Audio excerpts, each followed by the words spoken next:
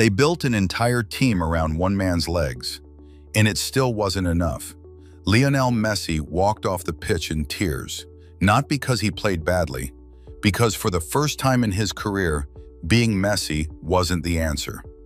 By the end of this story, you'll know exactly why the plan that got Argentina to the final was the same plan that lost it. Let's go back to the start of the tournament. Messi was 39 years old. Most players retire long before that, but Messi wasn't just playing, he was still the reason Argentina believed they could win it all again. His coach, Lionel Scaloni, knew something important. Messi's legs weren't what they used to be. He couldn't run box to box anymore. He couldn't press for 90 minutes. So Scaloni made a choice. He built the whole team narrow, tight, packed close together. The idea was simple. Keep everyone close to Messi, protect him, let him save his energy for the moments that mattered. And for a while, it worked like magic. Argentina strolled through their group, topping it with 3 wins in 3 games. Messi was breathtaking, scoring a hat trick in the very first match, setting up teammates, playing like a man 20 years younger.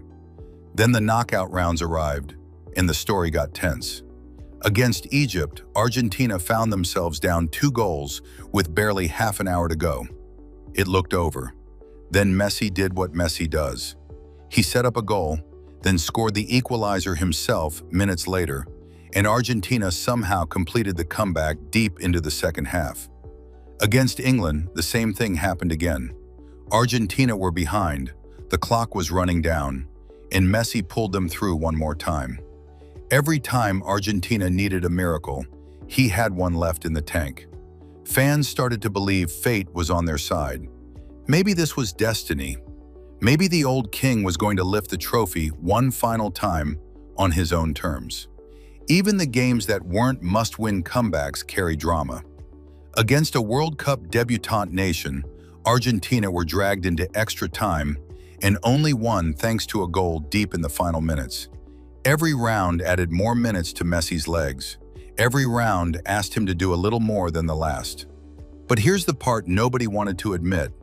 Every one of those comebacks came at a cost. Extra time, extra running, extra pressure on a body that was already 39 years old. Argentina weren't winning easily, they were surviving.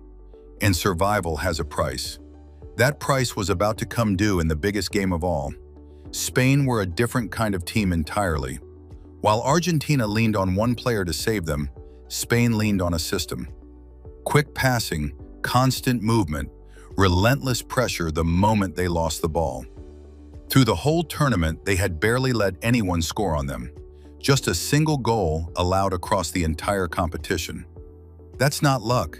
That's a team that suffocates you slowly, patiently, until you make a mistake.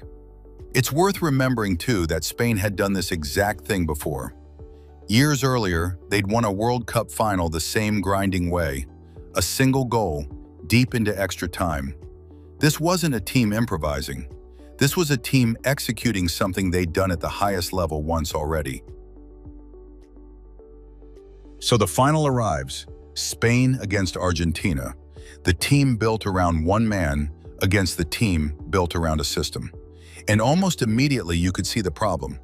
Argentina's whole plan depended on getting the ball to Messi in space, somewhere he could work his magic.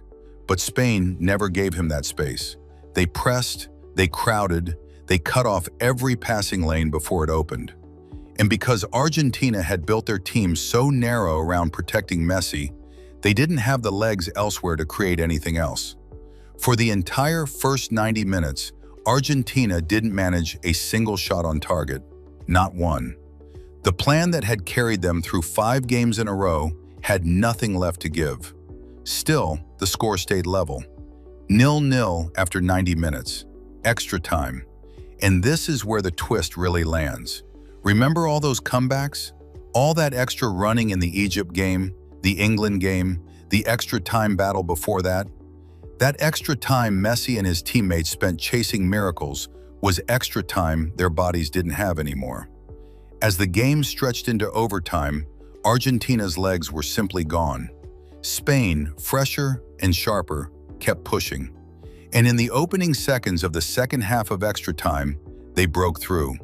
A cross came in, it fell to a Spanish forward, and he calmly side-footed it home. 1-0. Then things got even worse. An Argentine midfielder picked up a second yellow card late in extra time and was sent off, leaving his team down a man with barely any time left to find an answer. There was no equalizer coming, no magic left, no fairy tale ending. So here's the real reason Messi lost, despite everything built around him. It was never really about Messi failing. It was about a plan that could only bend so far before it broke. Scaloni built a team that protected an aging superstar brilliantly enough to reach the final. But that same plan left Argentina with no backup when Spain simply refused to give Messi the room he needed. Every comeback that made the run to the final so thrilling also drained the tank that Argentina needed for the very last game. The story that made Messi look unstoppable was quietly setting up the story of why he'd finally be stopped. Look at the individual awards handed out after the final, and the whole tournament comes into focus.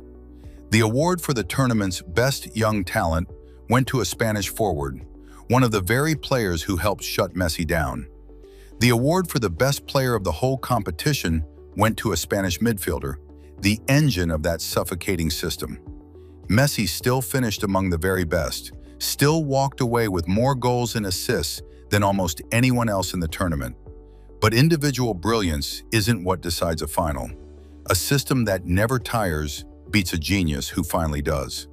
And maybe that's the most human part of this whole tournament. Messi wasn't beaten by a lack of skill. He was beaten by time. By 90 extra minutes chasing miracles that finally caught up with him at the worst possible moment. He still finished the tournament as one of its best players, still scored, still set up goals, still carried a team of mortals to the final on pure will.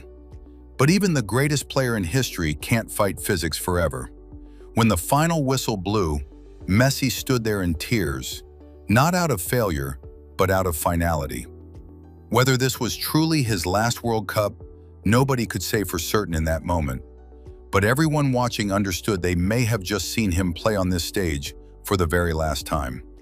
He'd given everything this tournament had left in him, and it still wasn't enough to beat a team that never needed one man to save them. That's the story of how the plan built to win the World Cup for Messi ended up being the same plan that couldn't finish the job.